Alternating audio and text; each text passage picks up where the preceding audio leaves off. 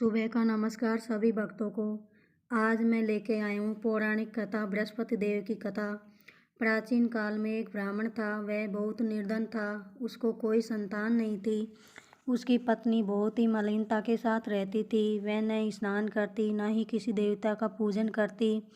इससे ब्राह्मण देवता बड़े दुखी थे। बेचारे बहुत कुछ कहते, किंतु इसका परिणाम कुछ भी न निकलता।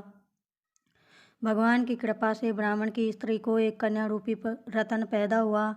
कन्या बड़ी होने पर प्रातः स्नान करके विष्णु भगवान का जाप व बृहस्पतिवार का व्रत रखती थी।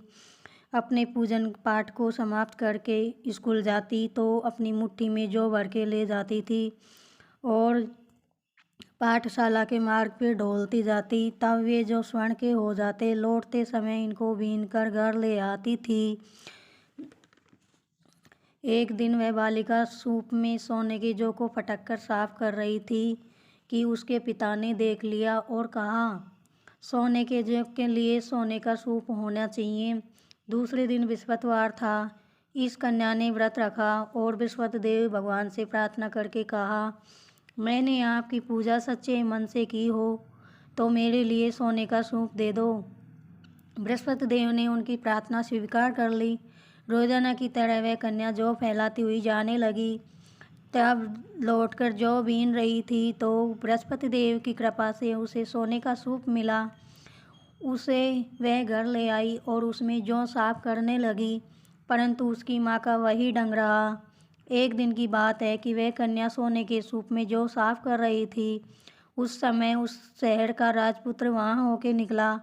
इस कन्या के रूप और कार्य को देखकर मोहित हो गया तथा अपने घर आकर भोजन जल त्याग कर उदास होकर लेट गया।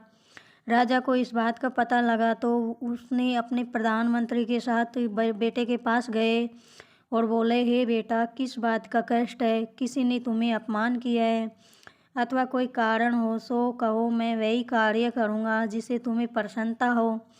राजकुमार ने अपने पिता की बात सुनी तो वह बोला, मुझे आपकी कृपा से किसी बात का दुख नहीं है। किसी ने मेरा अपमान नहीं किया है, परंतु मैं वह लड़की से विवाह करना चाहता हूँ जो सोने के सूप में जौ साफ कर रही थी। यह सुनकर राजा आश्चर्य में पड़ गया और बोला, हे बेटा, इस तरह की कन्या का पता तो तुम ही लगाओ। मैं तेरा विवाह उसके साथ अवश्य ही करवा दूंगा। इस तरह राजकुमार ने उस लड़की का घर का पता बतलाया। तब मंत्री उस लड़की के घर गए और ब्राह्मण देवता को सभी हाल बतलाया। ब्राह्मण देवता राजकुमार के साथ अपनी कन्या का विवाह करने के लिए तैयार हो गए। विधि विधान के अनुसार ब्राह्मण की कन्या का विवाह राजकुमार के साथ हो गया। कन्या के घर से जाते ही पहले की भांति उस ब्राह्मण देवता के घर में गरीबी का निवास छा गया। अब भोजन के लिए भी अन्न बड़ी मुश्किल से मिलता। एक दिन दुखी होकर ब्राह्मण देवता अपनी पुत्री के यहाँ गया और ब्राह्मण देवता ने अपनी पुत्री को सभी हाल बताया तो अपनी पुत्री ने ब्राह्मण देवता को कुछ धन देकर विदा कर दिया। इस तरह ब्राह्मण देवता का कुछ समय सुखपूर्वक व्यतीत हो गया। कुछ दिन बाद फिर वही हाल हो गया। ब्राह्मण की अपनी कन्या के यहाँ गया और सारा हाल कहा तो बेटी ने कहा, हे पिताजी, आप माताजी को यहाँ ले लाएं। मैं उसे विधि बता दूंगी जिससे गरीबी दूर हो जाएगी। वह ब्राह्मण देवता अपनी स्त्री को साथ लेकर पहुंचा। अपनी माँ को समझाने लगी, माँ, तुम प्रातः स्नान आदि करके विष्णु भगवान का पूजन किया करो जिससे सब गरीबी दूर हो जाएगी। परंतु उसकी माँ ने एक भी बात नहीं मानी। प्रातः उठकर अपनी पुत्री के बच्चों की जूठन खा गई। इससे उसकी पुत्री को बहुत गुस्सा आया और एक रात कोठरी से सभी सामान निकाल दिया। उसमें अपनी माँ को बंद कर दिया। प्रातः उसे निकाला और स्नान आदि करा के पाठ कराया तो उसकी माँ की बुद्धि ठीक हो गई।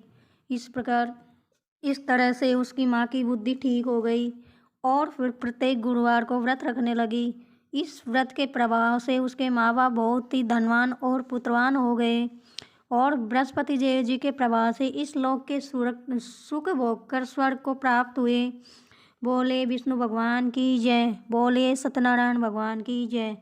बोले सत्यनारायण भगवान की जय। बोले बृहस्पति देव भगवान की जय हो।